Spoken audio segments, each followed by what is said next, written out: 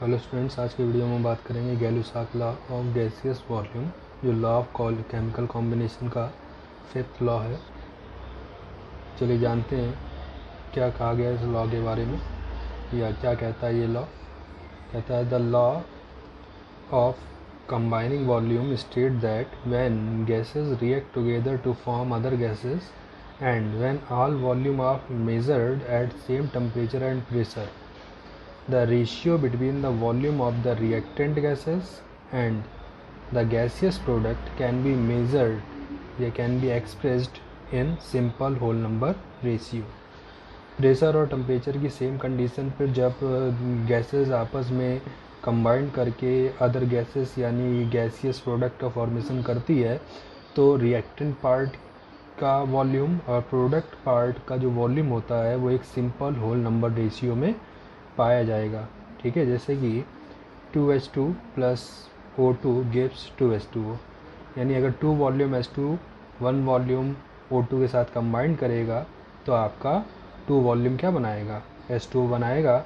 इसी तरह से अगर हम कहते हैं 100 वॉल्यूम ऑफ H2 है तो उसी के अकॉर्डिंग हमें क्या लेना होगा, O2 का कितना वॉल्यूम लेना होगा, 50 वॉल्यूम। ठीक है, तो 100 ml अगर आपका O2 H2 50 ml अगर आपका O2 से कंबाइंड करेगा तो 100 ml क्या बनाएगा, आपका वाटर का फॉर्मेशन करेगा।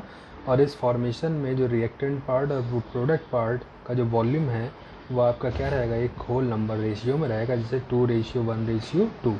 और हर गैसेस के लिए अपना एक गैसियस वॉल्यूम होता है रिएक्टेंट और प्रोडक्ट के बीच में होल नंबर में। ठीक, जो फिक्स होता है, चेंज नहीं होता। ठीक है, तो इसी वॉल्यूम रेशियो में जो गैसेस आपस में क्या करती हैं, कंबाइंड करती हैं। बट ध्यान रखना होगा कि जो लॉ है वो सिर्फ आपका गैसियस का रिएक्टेंट और प्रोडक्ट पे ही एप्लीकेबल है, यानी ऐसी रिएक्शन जो गैसियस फॉर्म में ही पार्टिसिपेट करती हैं। ठीक है, और टेम्परेचर और प्रेशर की जो कंडीशन होनी चाहिए वो सेम होनी चाहिए, तभी ये लॉ एप्लीकेबल होता है। नेक्स्ट है आपका एवोगाड्रो लॉ। एवोगाड्रो लॉ आपका गैलुसाक लॉ का ही मॉडिफाइड फॉर्म है। ठीक है, बस इतना कहा गया है अगर नंबर ऑफ वॉल्यूम सेम है तो उसके जो नंबर ऑफ मोल होंगे वो भी क्या होंगे, एक सिंपल होल नंबर रेशियो में होंगे। बस इतना इन्होंने कहा था, यानी it is the modified form of Gay Lussac law which state that equal volumes of all gases under the same condition of temperature and pressure contain equal number of molecule। ठीक है, अगर equal volume of gases pressure और temperature की condition पर combine करेंगे तो उनके number of molecules या मोल भी क्या होंगे, इक्वल होंगे। यानी 1 वॉल्यूम अगर H2 1 वॉल्यूम Cl2 से कंबाइन करके 2 वॉल्यूम HCl फॉर्मेशन करेगा तो इसका मतलब H2 का 1 मोल भी, यानी N 1 मोल अगर हम H2 लें तो 1 मोल आपका Cl2 होगा, तो 2 मोल क्या बनेगा, HCl बनेगा। या हम कहते हैं अगर N मोल किसके हैं, H2 के, तो N मोल किसके लेने पड़ेंगे हमें, Cl2 के, तो उसी में क्या बनेगा, 2 मोल HCl बनेगा। यानी तो अगर वॉल्यूम जो रेशियो वॉल्यूम का होगा वही रेशियो मोल का होगा, अगर प्रेशर और टेम्परेचर कंडीशन क्या है, सेम है।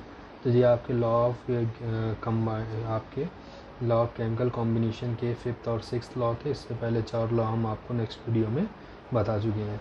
अब बढ़ते हैं अपने नेक्स्ट टॉपिक की ओर, जिसका नाम है डाल्टन्स एटॉमिक थ्योरी। तो जानते हैं इसके बारे में। On the basis of law of chemical combination, John Dalton in 1803 to 1807 proposed his atomic theory।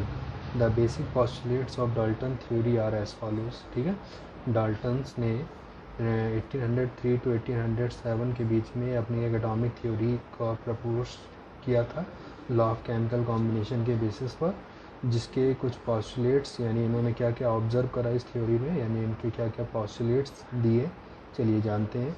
इसमें फर्स्ट पॉइंट आ गया था each element is composed of extremely small particle called atom. ठीक है, इन्होंने का बताया कि हमारे यूनिवर्स में जितने भी एलिमेंट्स हैं, जितने भी सब्सटेंस है, वो आपके बहुत ही स्मॉल पार्टिकल से मिलकर बने होते हैं, और उन स्मॉल पार्टिकल्स को हम लोग एटम के नाम से जानते हैं। सेकंड पॉइंट कहते हैं atoms are indivisible, that is atom are neither created nor destroyed in a chemical reaction. जैसा कि इन्होंने बताया था कि एटम जो है वो सबसे स्मॉलेस्ट पार्टिकल है, और जो चीज़ सबसे स्मॉलेस्ट है तो उसको बनाने के लिए उससे छोटी चीज़ तो हमारे पास है नहीं, ना उसको हम तोड़ करके उससे छोटी चीज़ में कन्वर्ट कर सकते हैं। इसका मतलब क्या हुआ, एटम ना तो क्रिएट किया जा सकता है ना ही डिस्ट्रॉय किया जा सकता है किसी भी केमिकल रिएक्शन में। यानी एटम जो है वो क्या होता है, इनडिविजिबल होता है, क्योंकि एटम सबसे स्मॉलेस्ट पार्टिकल माना जाता है। थर्ड पॉइंट क्या कहते हैं, atoms of different element possess different property including different masses. अगर हम डिफरेंट एलिमेंट के एटम लेंगे, जैसे हमने एक एटम हाइड्रोजन के ले लिया, एक एटम हीलियम के ले लिया, तो अगर हम अलग अलग एलिमेंट के एटम लेंगे तो उनकी प्रॉपर्टीज़ में भी डिफरेंस पाया जाएगा, जैसे कि उनका atomic mass. For example hydrogen और हीलियम की अगर हम बात करें तो हाइड्रोजन का एटॉमिक मास 1 होता है, जबकि हीलियम का एटॉमिक मास आपका 4 होता है। ठीक है, इसका मतलब डिफरेंट एलिमेंट जो होते हैं वो के एटम जो होते हैं वो प्रॉपर्टीज़ में भी क्या रखते हैं, डिफरेंस रखते हैं। नेक्स्ट पॉइंट कहते हैं all atoms of a given element are identical. किसी पर्टिकुलर एलिमेंट के एटम, यानी हाइड्रोजन के आप कितने भी एटम ले लो, ठीक है, वो सभी प्रॉपर्टीज़ में भी क्या होंगे, आइडेंटिकल होंगे, यानी सेम होंगे, यानी सेम प्रॉपर्टी रखेंगे। यानी सेम एलिमेंट के जितने भी एटम होंगे, ठीक है, यानी हाइड्रोजन के ही हमने एटम ले लिया या हीलियम के ही एटम ले लिए, तो हाइड्रोजन के एटम आपस में क्या रखेंगे, प्रॉपर्टीज़ में सिमिलरिटी रखेंगे, यानी आइडेंटिकल इन नेचर होंगे। ठीक है, फिर नेक्स्ट पॉइंट कहते हैं atoms of element take part to form a molecule. जब एलिमेंट आपस में जब किसी एलिमेंट के एटम कंबाइन करते हैं तो क्या करते हैं, मॉलिक्यूल का फॉर्मेशन करते हैं, जिनको इन्होंने सब एटॉमिक पार्टिकल के नाम से भी, जिन्होंने सब एटम नाम दिया था। ठीक है, तो इस तरह से ये डाल्टन ने अपनी एटॉमिक थ्योरी, यानी इन्होंने कुछ ऑब्जर्वेशन करे on the basis of law of chemical combination, ठीक है, और उसके बेसिस पे इन्होंने कुछ पॉस्टुलेट्स दिए थे। तो कुछ इंपॉर्टेंट पॉस्टुलेट्स हैं जो आपके डाल्टन एटॉमिक थ्योरी के। इसके अलावा इनकी थ्योरी में कुछ लिमिटेशंस भी थी। वो लिमिटेशन क्या है, फर्स्ट कहता है it could not distinguish between atom and molecule. ये एटम और मॉलिक्यूल में डिफ्रेंशिएट नहीं कर पाती है कि एटम क्या होता है और मॉलिक्यूल क्या होता है, यानी एटम और मॉलिक्यूल की प्रॉपर्टीज़ में डिफ्रेंशिएट नहीं कर पाती Dalton atomic theory. Second point कहते हैं it could not explain why do not atom combine to form a molecule. ठीक है, ये इस बात को एक्सप्लेन नहीं करे कि एटम जब कंबाइन करते हैं तो मॉलिक्यूल का फॉर्मेशन होता है, किस तरह से वो एटम कंबाइन आपस में करेंगे, यानी कैसी रिएक्शन होगी जिसमें एटम कंबाइन करके मॉलिक्यूल का फॉर्मेशन करते हैं। ठीक है, एटम मॉलिक्यूल तो बनाते हैं, बट किस तरह से बनाते हैं इस चीज़ के बारे में डाल्टन अपनी थ्योरी में एक्सप्लेन नहीं कर सके। नेक्स्ट क्या कहते हैं, it could not explain the nature of forces which hold the atom and molecule in solid, liquid and gaseous state. ठीक, साथ ही ये चीज़ एक्सप्लेन नहीं कर पाए कि जो एटम और मॉलिक्यूल हैं जब वो सॉलिड, लिक्विड और गैसियस स्टेट में एग्जिस्ट करते हैं तो उनके बीच में ऐसा कौन सा फोर्स लगता है जो एटम को एटम से और मॉलिक्यूल को मॉलिक्यूल से जोड़े रखता है। तो इस चीज़ के बारे में भी एक्सप्लेन नहीं कर पाते। फिर नेक्स्ट पॉइंट क्या कहते हैं, it could not explain that why should atom of an element differ in their masses.